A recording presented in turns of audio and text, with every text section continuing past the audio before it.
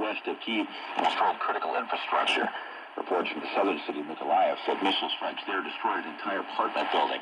From his Telegram social media account, Mykolaiv's mayor, Alexander Sinkovich, said the city was massively shelled and later added emergency workers retrieved 2 dead bodies from the rubble of the building.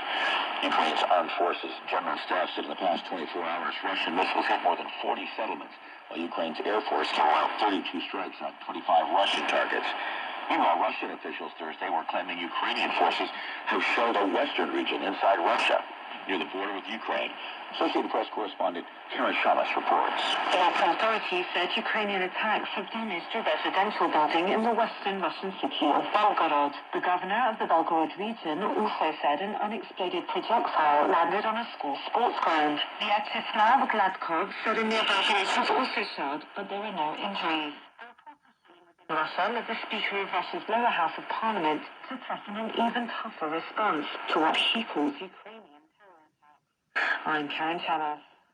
NATO defense ministers met for a second day in Brussels Thursday with aid for Ukraine high on the agenda.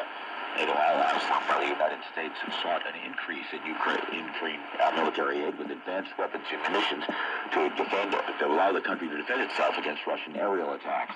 The European Union's foreign policy chief, Joseph Borrell, also attended that meeting and reiterated EU's unquestioned support for Ukraine. This is VOA News.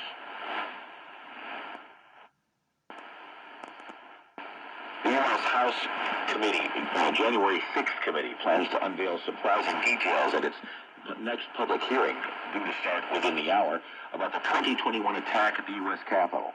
The session Thursday is likely to be the last public hearing before midterm elections next month. The panel is expected to include new evidence from the U.S. Secret Service about its actions with former U.S. President Donald Trump on that day. Millions of Social Security recipients in the U.S. will see a significant increase in their benefits in 2023.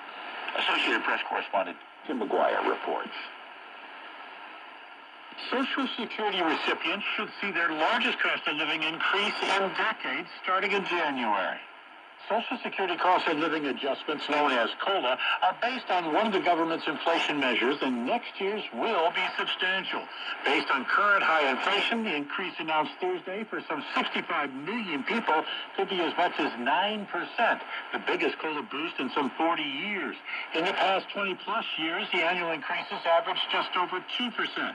The increase will put more cash into the hands of people who, for the most part, really need it, while having a much smaller impact on the economy than stimulus spending, supply chain issues, and higher energy costs. I'm Tim McGuire. A new UN report finds half of all countries globally lack early warning systems that could save lives by alerting communities of impending disasters, including typhoons, droughts, and heat waves.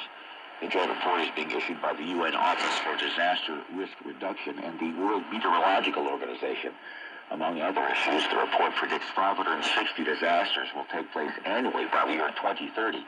It warns that droughts will increase by 30% and the number of scorching heat waves will triple by that year.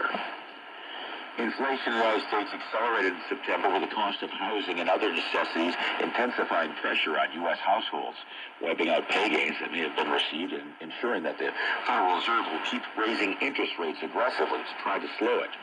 The government reported Thursday consumer prices rose 8.2% in September compared with a year ago. On a month-to-month basis, prices increased 0.4% from August to September after having slowed to 0.1% from July to August. Members of the band Queen Thursday released a long-lost song featuring late lead singer Freddie Mercury. The song, Face It Alone, was one of 30 tracks originally recorded in 1988 for the band's album The Miracle, who was not included on that album at the time. The single would be the first new song featuring Mercury released in over 8 years. Mercury, whose real name was Farag Bulsara, died in 1991 from age-related illness at the age of 45. Reporting via remote, I'm Jeff Custer. This is VOA News.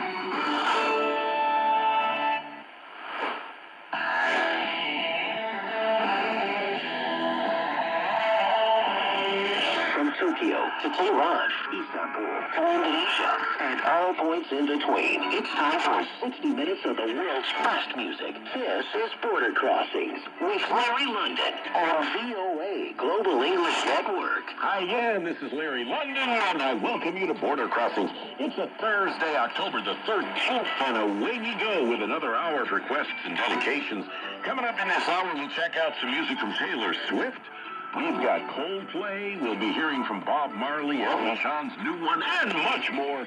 So please stay tuned, turn up the volume, turn down the lights, and get ready. It's Border Crossings. And let's start off the hour with this request for Vincent Moloba, who is a longtime listener from Nairobi, Kenya. And it's Shawn Mendes with Stitches on Border Crossings.